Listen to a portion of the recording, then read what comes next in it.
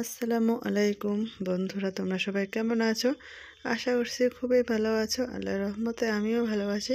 তো আজকে আরেকটা নতুন ভিডিও নিয়ে তোমাদের সামনে এসে গেছি। তো বন্ধুরা, তো আজকের ভিডিওটা সকাল থেকে শুরু করলাম। তো মোটামুটি তখন সকাল 9টার মতো বাজে। তো সকালে চা টা সবার খাওয়া শেষ, তারপর আমি চলে আসলাম রান্নার কাজে আর কি, রান্না করতে। তো ভাবলাম তো অনেকদিন থেকে ভিডিও করতে পারি না, বা রোজ রোজ তো ভিডিও দেই না, তোমরা তো জানো। যারা যারা আমার রোজ ভিডিও দেখো তারা তারা নিশ্চয়ই জানো আমি কিন্তু রোজ কিন্তু ভিডিও দিতে পারি না। তো দু একদিন পর পর ভিডিও দিয়ে থাকি। তো কি আর ভিডিও দিব, এগুলোই তো আমি সকালবেলা আর কি যে রান্নাবান্না শুরু করে দিয়েছি, সেখান থেকে ভিডিওটা শুরু করলাম। তো বন্ধুরা, কাছে এবং দূরে যেখান থেকে আমার এই ভিডিওটা দেখতেছো, সবাইকে আমার তরফ থেকে অনেক অনেক ভালোবাসা।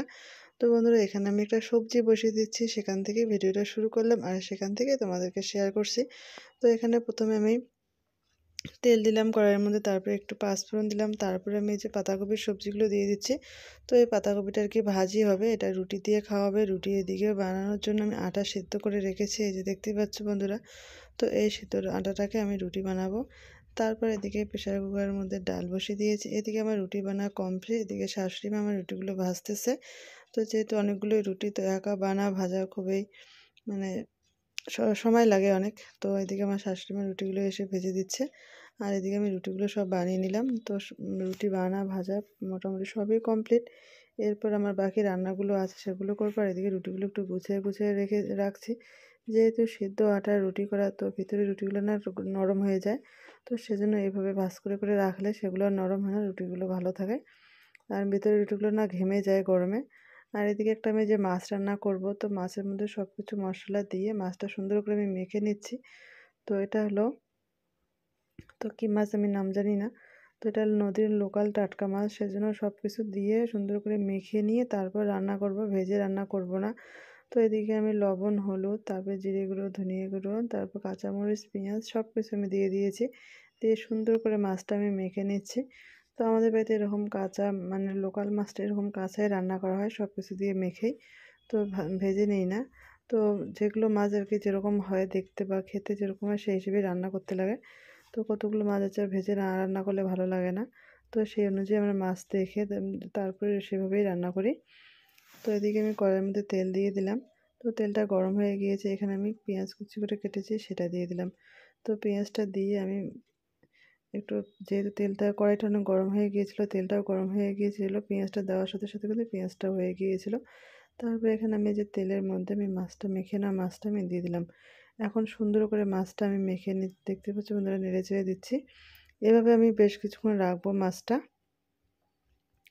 তো এইভাবে মাছ রান্না করলে, টাটকা মাছ যেভাবে মাছ রান্না করলে না দারুণ টেস্ট হয়, খুবই ভালো লাগে খেতে। তো এদিকে আমি মাছটা এদিকে কিন্তু হচ্ছে, এদিকে আমি আর একটা মাছ বসিয়ে দিয়েছি আর এক কড়াইয়ে। তো এই মাছটাও কিন্তু এইভাবে সব কিছু দিয়ে মেখে নিয়ে তারপর রান্না করেছি। এদিকে মাছটা কিন্তু আমার রান্না হয়ে গিয়েছিল কমপ্লিট। তো এরপর কিন্তু এই মাছটার মধ্যে আমি একটু ঝোলের পানি দিয়ে দেবো, তারপর কিন্তু মাছটা নামিয়ে নেব। তো মাছটা কিন্তু এভাবে কিন্তু এতটা ঝোল করব না, একটু হালকা হালকা করব। আর এদিকে মাছের তেল দিয়ে আমি বেগুন ভাজি করব, সেজন্য মাছের তেলটা সুন্দর করে রান্না করে নিচ্ছি। প্রথমে কাঁচামরিচ, পেঁয়াজ একটু ভেজে নিই, তারপরে মাছের তেলটা দিয়ে দিলাম। এখানে পরিমাণ মতো মরিচের গুঁড়ো, লবণ, হলুদ সব কিছু দিয়ে, জিরে গুঁড়ো দিয়ে সুন্দর করে মাছের তেলগুলোকে রান্না করে নিচ্ছি। তারপর আমি এখানে বেগুন দিয়ে দেবো। একটু বেশ কিছুক্ষণ রান্না করতে লাগবে, নাহলে কিন্তু মাছের তেলের গন্ধটা থেকে যাবে। তো সেই জন্য আমি মাছের তেলটা আর কি একটু সুন্দর করে রান্না করে নিচ্ছি, দেখতে পাচ্ছ বন্ধুরা। তো রান্না করা আমার কমপ্লিট। এরপর এখানে আমি বেগুনগুলো দিয়ে দেবো। তো বেগুনগুলো দিয়ে সুন্দর করে আমি নেড়ে চেড়ে একটু ঢেকে দেবো। আর মাছের তেল কিন্তু এভাবে বেগুন দিয়ে রান্না করলে অনেক ভালো লাগে। তো বন্ধুরা, যারা যারা এখনও পর্যন্ত লাইক করোনি, তোমরা অবশ্যই একটা লাইক করে দিও। আর যারা লাইকটা করে দিয়েছো তাদেরকে আমার তরফ থেকে অনেক অনেক ভালোবাসা। তো বন্ধুরা, তোমরা কিন্তু আমার ভিডিওটা কেউ স্কিপ করবে না, ফুল ভিডিওটাই দেখবে। তো আজকে দিনের বেলা আমার রান্নাবান্না এই ছিল। তারপরে আমাদের বাড়ির পাশেই মেলা। এর আগের ভিডিওতে আমি দেখিয়েছিলাম আমাদের একদম বাড়ির খুবই খুবই পাশে মেলা, একদম খুবই কাছে। তো বাড়ি থেকে বের হলেই কিন্তু মেলাটা। তো মেলাটায় আমি গিয়েছিলাম কয়েকদিন, তো ভিডিও করা হয়নি। তো ভাবলাম এরপরের দিন যেদিন যাব সেদিন ভিডিও করব। তো এই যে মেলাটার ভিডিও ভিডিও করছি আর কি, সেটাই তোমাদের সঙ্গে শেয়ার করব, দেখতে পাচ্ছ। তো মেলাতে আমি অনেক কদিনই গিয়েছিলাম, বাট বেশিক্ষণ থাকতে পারিনি, তাড়াতাড়ি করে চলে এসেছি। আর মেলাটা ভালো করে ঘোরাও হয়নি আমার। এবার 4 দিন গিয়েছি, তবুও কিন্তু সুন্দর করে ঘোরা হয়নি, সম্পূর্ণ মেলাটা আমি ঘুরতে পারিনি। তো গিয়েছি শর্ট টাইমের মধ্যে, আবার তাড়াহুড়ো করে চলে এসেছি। তো মেলাটায় যে ঢুকলাম, দেখতে পাচ্ছ বন্ধুরা আমাদের এখানে রাস পূর্ণিমা হয়, রাসের মানে এটা হলো রাসের মেলা আর কি। তো এখানে মেলাটার মধ্যে আর কি তখন মোটামুটি রাত 9টার মতো বাজে। তো মেলায় পুরো ফাঁকা হয়ে গিয়েছে, যেহেতু মানে গ্রামের মেলা, একটু দেরি হয়ে গেলে মানে রাত হয়ে গেলে একটু ফাঁকা হয়ে যায়। তো মোটামুটি ফাঁকাই হয়ে গিয়েছিল, 9টা পার হয়ে গিয়েছিল মেলায় আমি যখন গিয়েছিলাম, রাত্রিতেই মানে রাত্রিতে আর কি গিয়েছিলাম। তো যেহেতু গ্রামের মেলা একটু রাত হলে কিন্তু ফাঁকা হয়ে যায়, এটা তো শহরের মেলা নয় যে রাত্রিবেলা একটু ভিড় বেশি হবে। তো সন্ধ্যার দিকে খুব ভিড় হয়, তো 9টার পর পর অতটা ভিড় হয় না। 9টার মানে 9:30 পৌনে 10টার মতো ফাঁকা হয়ে যায়। তো তখন ঠিক সেরকমই বাজে 9:30টার মতো 10টার মতো। তো এই যে মেলায় কিন্তু এখানে 100 টাকার দোকান থেকে শুরু করে সব কিছুর দোকান আছে। তো আমি সব কিছু নিয়ে নিয়ে দেখতেছি কি নেওয়া যাবে না যাবে। তো সেই অনুযায়ী তো একটু মানে প্রত্যেকবার যেরকম মেলায় অনেক দিন আসে অনেক কিছু জিনিস কেনা হয়, এবার কিন্তু সেরকম কোনো জিনিস কিনিনি। তো ওই যে বললাম বেশিক্ষণ মেলায় ছিলাম না, একটু করে এসেছি, যেহেতু 9:30টার মতো বাজে। তো বেশি রাত পর্যন্ত থাকতে পারবো না মেলাতে, তো আধা ঘন্টার মধ্যে একটু ঘোরা একটু খাওয়া বাস এইটুকুই। আর মেলার আরেক সাইডে আছে নাগরদোলা, তারপরে সার্কাস, সব কিছু এসেছিলো। ওদিকটা আমি যেতেই পারিনি বা যাইও নি, ওদিকটা আর কি যাওয়াই হয়নি। এদিক থেকে ঘুরে একটু কিছু অল্প হালকার মধ্যে কিছু কেনাকাটা করে খাওয়া দাওয়া করে বাড়ি চলে গিয়েছিলাম। এখানে আমার একটা যা এসেছিলো, তার সঙ্গে আমরা আর কি মানে তারা আগে এসেছিলো, আমরা একটু পরে আসলাম। তো তারা একটু আগে এসেছিলো। তো এখানে সব কিছু জিনিসই দেখতেছি কি নেওয়া যাবে সেটাই চিন্তা ভাবনা করতেছি। তো দেখলাম না বাড়িতে অনেক কিছু এগুলো জিনিস অনেক আছে, রাখারই জায়গা হচ্ছে না, কত আর এগুলো নেব প্রতি বছরে, সেজন্য আর নেওয়া নেইনি। তো তারপর সবাই বলেছে চলো কিছু খেতে। তো মেলায় যেহেতু এসেছি, মেলার কিছু খাবার না খেলে কেমন হবে। তো সেজন্য সবাই মিলে চলে চলে গেলাম খেতে। এদিকে আমার দেওররা ছিল, ভাসুররা ছিল, তো সবাই মিলে অনেকজনই ছিলাম। তো এখানে দাঁড়িয়ে বলতেছি কি খাবো না খাবো, তো আমি তো বলতেছি কিছু খাবো না। তো যেহেতু অনেক রাত্রি হয়ে গেছে, এখন হয়তো এগুলো খেলে আর ভালো লাগবে না। তো তবুও সবাই জোর করতেছে যে আসো। তো তো আমি জিজ্ঞাসা করতেছি কি কি এখানে যে পাওয়া যাবে না যাবে। তো সবজি যে মানে এক সাইডে মিষ্টির আইটেম ছিল, আর এক পাশে ফাস্টফুড জাতীয় ছিল। তো আমরা যেদিকে আর কি ফাস্টফুড সেই সাইডটাতেই বসলাম, আর এক সাইডে যেদিকে মিষ্টি, এদিকে জিলেপি মিষ্টি অনেক ধরনের সব কিছু আর কি। ওদিকে সিঙ্গারা যারা ওগুলো খাবে তারা ওই সাইডে, আর এদিকে এসে আমরা বসলাম। তো ফার্স্ট টাইমে আসলো মোগলাই। তো মোগলাই দিল সবাইকে খেতে একটা করে, তো সবাই একটা করে নিলাম।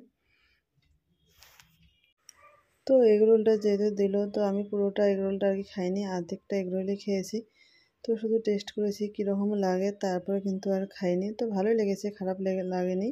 তবুও আমি খাইনি, আমি বললাম তো আমি এগরোলটা খাবো না, আমি মোগলাই পরোটা খাবো। তো সেই অনুযায়ী আমি এগরোলটা আর খেলাম না। তো তারপরে আমি এই যে মোগলাই নিয়ে এসে দিল, তারপরে এই যে মোগলাইটা আর কি খাবো।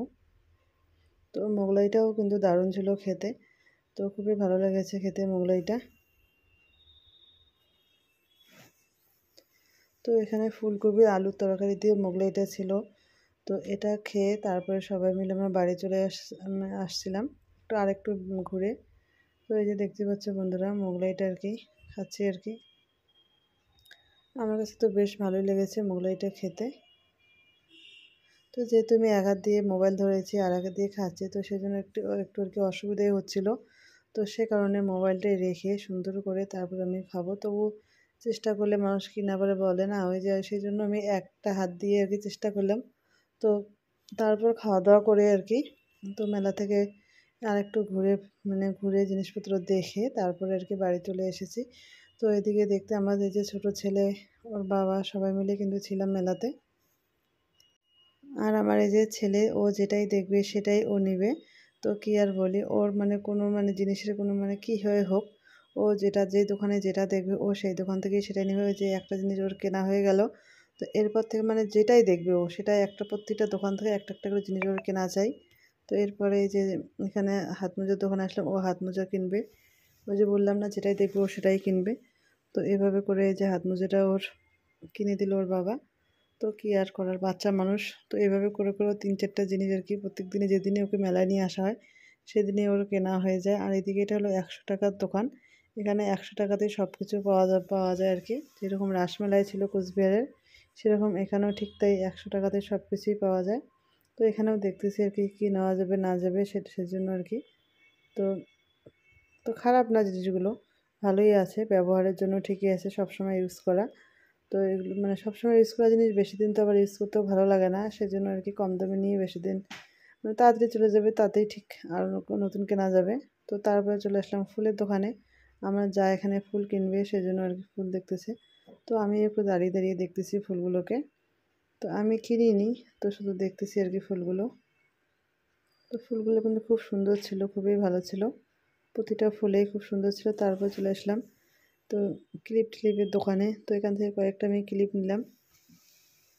তো তারপর এই যে আরেকটু ঘুরে ঠুরে তারপর বাড়ি চলে আসবো। তো বন্ধুরা, আজকের আমার এই ভিডিওটা তোমাদের কাছে কীরকম লাগলো তোমরা কিন্তু সেটা অবশ্যই কমেন্টে জানিও। আমার বড় ছিল পরে চলে আসলো, আমরা আসে বেশ কিছুক্ষণ পরে। তো আমার ভিডিও যদি কোনো অংশ তোমাদের কাছে ভালো লাগে তোমরা সেটা অবশ্যই কমেন্টে জানিও। আজকের জন্য আমি এখানে বিদায় নিচ্ছি। আল্লাহ হাফেজ।